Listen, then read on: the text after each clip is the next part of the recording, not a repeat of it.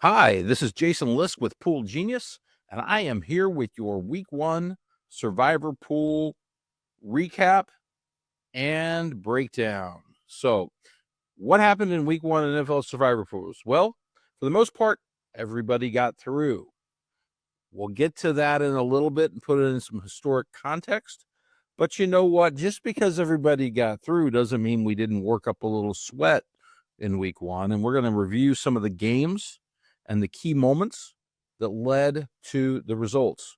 And so, oftentimes you get a little sweat in and you get eliminated. But this Week 1, we got to work up some sweat on some games, but get to come back to the gym next week and work out again.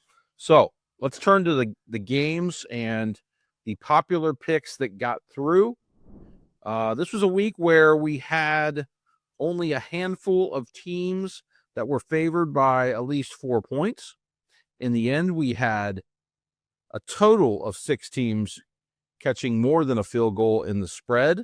Those were Denver, Philadelphia, Washington, Arizona, Jacksonville, and Cincinnati. Other than that, every other team on the slate this week was a field goal favorite or smaller. Well, let's start with the Thursday action. Philadelphia. They were in our data somewhere around the second to third most popular nationally. Things got off to a rough start right away. If you had Philadelphia, you immediately were regretting a little bit in the opening seconds when Jalen Carter decided to have a little exchange with Dak Prescott. So without Carter in the game after he was ejected for spitting on Prescott, Cowboys came out and looked good right away. They scored on every possession in the first half. They were right in the game. It was 21-20 at half, and then the weather happened. And that game pretty much devolved, and nobody scored in the second half. And the Eagles didn't look great necessarily the entire game, but held on for the win. And so everybody picked the Eagles were through, waiting for Sunday and waiting for chaos. That chaos didn't happen, but it came close. In the early window, the most popular pick playing was the Arizona Cardinals going at the Saints. People expecting the Saints to be bad. They were jumping on the Cardinals in survivor pools. They were our second most common public pick, or second and third tied with Philadelphia. We saw them higher in things like Circa and in other contests where you tend to have a little more money on the line. And so Arizona was a big pick. Arizona had a 10-point lead in the fourth quarter. Things were looking good. And then New Orleans mounted a couple drives. They got a field goal, settled for a field goal, gave it back to Arizona. Arizona got a third down sack and had to punt it back. New Orleans got the ball inside the 20 with just a few seconds remaining. Had a couple throws to the end zone, including one that looked like it was about to put Arizona picker survival chances on the line and a potential 2-pointer for the Saints to win it. But no, the ball came loose. Game over shortly after, and that's how Arizona advanced. So if you had Arizona, you definitely had a sweat on Sunday. They were one of the closest through. The other sweat in those early games, by the way, the Bengals. Bengals looked bad on offense in this one, again against the Browns. Still with their week 1 struggles, somehow won a game in which they had under 150 yards of total offense. The Browns had issues in the kicking game, including a late miss that could have swung the outcome. Bengals survived by a point. And then our other early game action that was relevant to Survivor, we saw the Washington Commanders jump out on the New York Giants. Russell Wilson didn't look great in that one. Washington was able to have a somewhat comfortable win.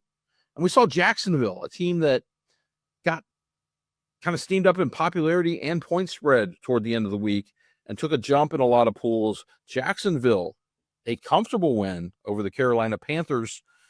The only thing in doubt there was when the game would end. That one had a lengthy delay due to weather. Jacksonville was already up, and Carolina never really threatened in that one. So those were your most popular ones.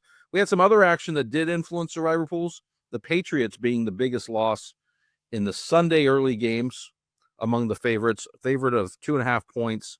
They were knocked off by Las Vegas.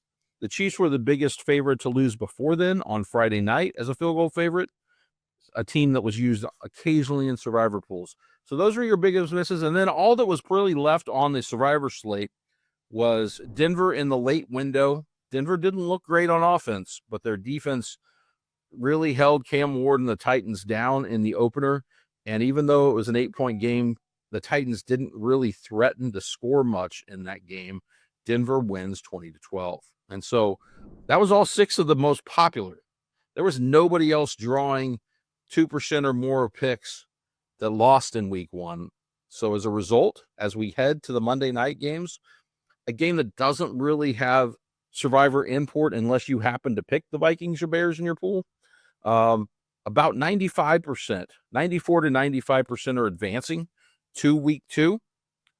That depends on whether the Vikings win or not, because there is about 1% of the public that is picking the Vikings tonight. So Denver advanced. The only eliminations, there were no big eliminations. The Patriots were the team with the most popularity drawing some picks that lost, but that was about 2% nationally. You also had a little bit that went out on the Chiefs, a little bit that went out on the Atlanta close loss, and a little bit that went out on Miami. And so everybody else had just a fraction of less than 1% on them. And so this week, with a lot of favorites winning, we didn't see much, but we did see much in terms of eliminations, but we do see some strategy that will go forward. And so not every entry that got through is in the same position. If you were able to get through with Arizona, with Jacksonville, or with somebody like that, you're probably in a little better shape than if you had used Philadelphia, Denver, etc. Is that decisive? No, but you'd probably rather use the teams that you're less likely to use as much in the near future. And so, but the game is afoot. Pretty much everybody's through. The only people that were clipped were the people that wanted to take chances on extremely low-owned teams with 1 to 2% pick rates, teams that were favored by a field goal or less. Some of those entries got clipped in week 1. Everybody else advanced. Now let's put week 1 into some perspective to close out. We have data for the last decade, 2015 to 2024. Week 1 of 2025 is easily the highest advance rate of any of those weeks. The only other week close was in 2019, when about 89% of entries got through. The average is about 70%. If you go by just mean average, and if you go by median, it's closer to 80%. So in half the weeks, we've had 80% or more, but never above 90% until now. Meanwhile, we did have some weeks with extreme elimination. That includes 2022, when there wasn't a big single wipeout, but we had the Colts tie. We had the Trey Lance game in the rain, making his start for the 49ers against the Bears. We had the Bengals lose to the Steelers when they turned the ball over a bunch. And so we had a bunch of teams take a loss there. And then back in 2018, when the Saints were extremely popular, were the biggest favorite, that was the game that Drew Brees and company faced Ryan Fitzpatrick starting in place of Jameis Winston, and he lit them up and eliminated a lot of survivor entries. So that's kind of the historical look at one. This is easily the highest advance rate we've seen, and it'll be interesting to see how this impacts pools going forward. Good luck in week 2.